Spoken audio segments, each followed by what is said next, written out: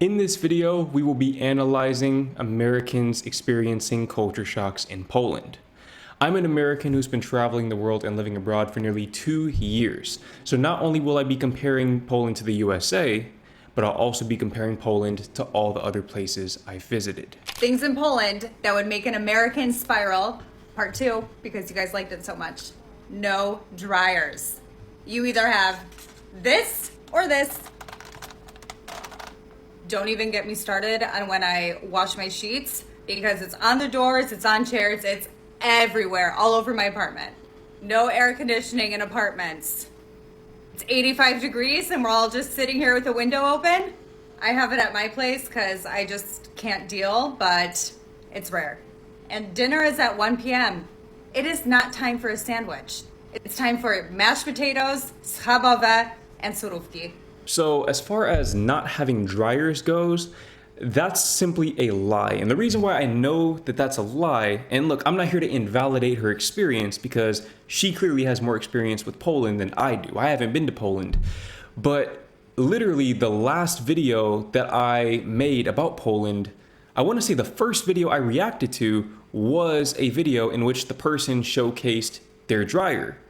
And I talked at length about how cool it was that you had a washer-dryer combo.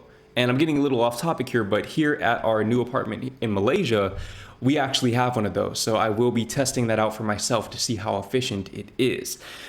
But I know for sure that people in Poland have dryers, not only because of the video itself that I analyzed in the Poland video, but also because of the comments that I received on that video of various people saying that they had either separate dryers or they had the washer dryer combos. So maybe it's just the people that she's around simply don't have dryers. I know in the Netherlands, dryers were standard. Spain, on the other hand, I don't think dryers were standard. In fact, that was one of the first culture shocks I had in Spain, was seeing everyone hanging their clothes out on the balconies, because I was thinking to myself, one good gust of wind and your t-shirt collection is just gone. But it works for them. But I feel like in Poland it does make sense to have a dryer because the climate seems to be a lot more similar to a place like the Netherlands than a place like Spain. Granted, I could be wrong about that, but when I envision Poland, I definitely envision cloudy skies most of the year, and obviously that's going to make it a lot more difficult to dry your clothes efficiently, especially in those colder winter months. Now, speaking of cold, no air conditioning. Now, I feel like every video I've ever made about Poland, I've touched on this topic, so I won't go too deep into this, but I'm not gonna lie, I didn't know it got that warm in Poland. 85 degrees Fahrenheit, I don't know what that is in Celsius, it's probably in the 30s or something like that. That's pretty warm. Granted, where I come from, the summer temperatures typically reached 100 plus degrees every single summer, so that would be closer to, I want to say, the low to mid 40s, 42, 45 degrees, something like that, Celsius. So AC was pretty much a non-negotiable. You would practically die without it. But 85 degrees Fahrenheit, that's kind of on the cusp of where I would want to have AC personally. I know here in Malaysia, that's around what the temperatures are, albeit with a lot more humidity. And you probably can't hear it right now because I have it on a low setting, but that AC is on. Rest assured, I'm keeping that air conditioner on, or a fan or something, because opening the windows at that temperature, it doesn't really do much. I love what this person right here said. They said, "Sis, we have dryers and air conditioning. You just have to buy it." I feel like this is something that a lot of Americans don't understand about life in Europe. Is for whatever reason, they think that Europeans, and I'm generalizing here because I've seen Americans say this about various European countries, from the Netherlands to the UK to Spain and evidently Poland, that there are certain things that Americans have access to that Europeans don't. For example, some Americans think that Europeans just can't drive or can't afford cars or something like that. And it's like, no, not only can they afford cars, but they can afford cars to drive on nicer roads. And generally, the driving experience in a European country, your average European country, is going to be superior to your driving experience in the USA. The drivers are better, the roads are better, and overall, it's a more enjoyable experience. The same applies to dryers and air conditioners. Americans think that Europeans just don't have dryers, air conditioners, ice cubes, all of these basic things that not only every developed country has, but every developing country has too. I mean, we're in Malaysia right now. We just left Vietnam and we were in Thailand before that, my girlfriend and I. They had all of those things in those countries as well. And rest assured that they have them here in Malaysia. So I don't know why she thinks that they wouldn't have them in Poland. Again, I'm not here to invalidate her experience because she's just sharing what she has encountered, which fair enough. But clearly she hasn't really encountered a whole lot in Poland if she's saying stuff like that. Dinner at 1 p.m. Again, I don't know who she's interacting with in Poland. I don't know much about Polish culture, but I am confidently calling BS on this particular point. I'm going to confidently call BS on this. I think that whoever she's around is either just messing with her or something, because dinner at 1 p.m., I don't know that there is a culture anywhere in the world that does that. And if there is, then there's nothing wrong with that. I mean, hey, I'm a night owl. I eat dinner probably at 1 a.m. every day, if not later. But I don't think people are eating dinner at 1 p.m. I just have a sneaking suspicion that that is simply not the case. Let me know if I'm wrong in the comments, because if I'm wrong, then whenever I go to Poland, I'm definitely going to try eating dinner at 1 p.m. But I just don't think that that's true. Let me know what time you eat dinner in Poland in the comments below. Story for you guys. I'm leaving the gym now, right? So at the end of my workout, I went to the sauna. You know, and the saunas in Europe, they're a little bit different than America. It's like you just go like in a towel, or some people go naked. Totally different from what I'm used to.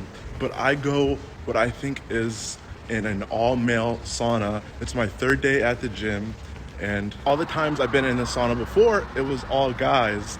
And the last time I saw this guy, he laid down, he put his towel down, and he just had like the bottom of his towel covering his junk.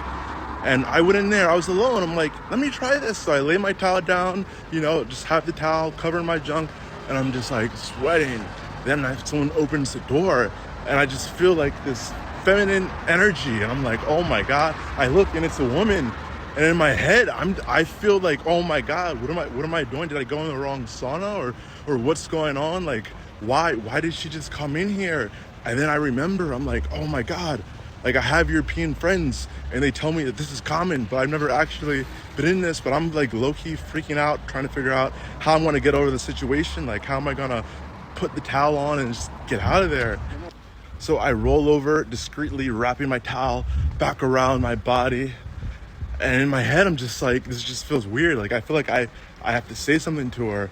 So I asked him, like, hey, this is like male and female. And she's like, yeah, does that make you uncomfortable? And I was just like, no. I mean, I understand this is like how you guys do it in Europe. I just didn't know, or else I probably wouldn't have been laying here like that. And she said, oh, no, it's fine. I'm like, yeah, I'm an American, but I'm learning the European way of life. I never went into a sauna in the US, in Europe, or here in Southeast Asia. Honestly, being here in Southeast Asia is kind of like being in a sauna every single day. But I digress. I've heard a lot about how nudity and sauna culture go hand in hand in Europe, whereas in the US, you'll never really see anyone nude in a sauna. But one thing that I haven't really touched on very often is the fact that the saunas are unisex in Europe. That's something that I've never touched on, and that is something that I think would have blown my mind if I had gone into a sauna in Europe, especially given that nudity is acceptable. Granted, it does seem like it's on a bit of a spectrum. According to this person right here in the comments, they're saying that in Poland we are kind of mixed. Going west to Germany, Denmark, etc., people won't even try to cover anything in the sauna or in restrooms at the public swimming pools. So in reacting to videos about Germany, the Scandinavian countries, so on and so forth, it does seem like people are just going in the saunas completely naked, which again, in the US, that is most certainly not a thing, at least not to my knowledge, because when I would see people in the saunas at the gyms, generally speaking, they always had clothes on. In fact, they would have their workout attire on because usually they would either come to the gym and go straight into the sauna to warm up before their workout, or they would go straight from their workout into the sauna, I guess, to sweat more and burn some extra calories. But that is something that honestly kind of confuses me. And the reason why, I'm not saying that nudity is bad or that unisex saunas are bad by any means, because clearly it works for Poland, even though the people aren't necessarily getting fully naked. But I think the thing that confuses me is that if you have unisex saunas, why don't you also have unisex locker rooms and restrooms? Now, granted, I haven't been to Poland, so it's possible that you do have those things. And if you do, let me know in the comments. But I know in the Netherlands, nudity culture is definitely a lot less prude than in the USA. But they still have dedicated male and female locker rooms at the gym. I know this from firsthand experience because I was in the gym 6 days a week in the Netherlands, and I never saw a woman walk into the male locker room. So why is that? There has to be some sort of logical explanation behind this. I just don't know what it is.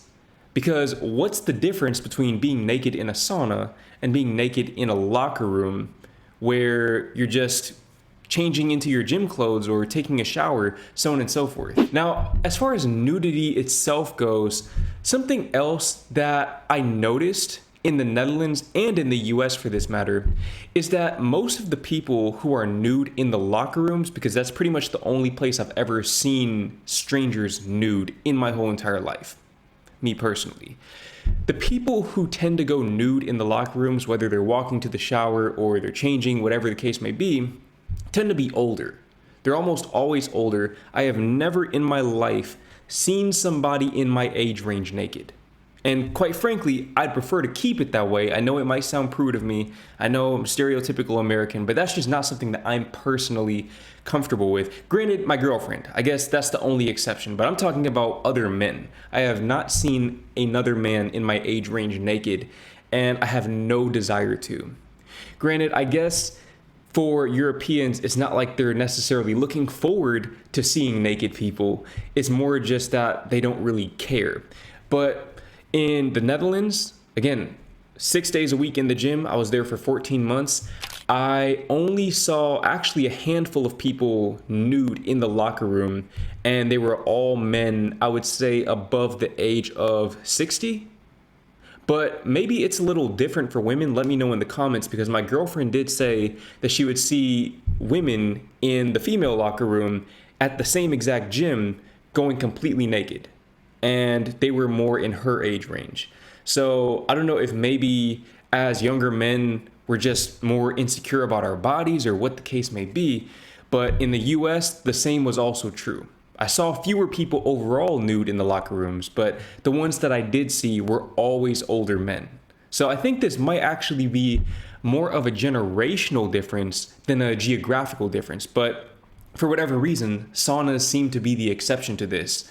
So let me know if in Poland people typically go nude in the locker rooms, and also let me know why it's acceptable to have unisex saunas where people go naked, but not unisex locker rooms or unisex restrooms where multiple people are allowed in the restroom at the same time.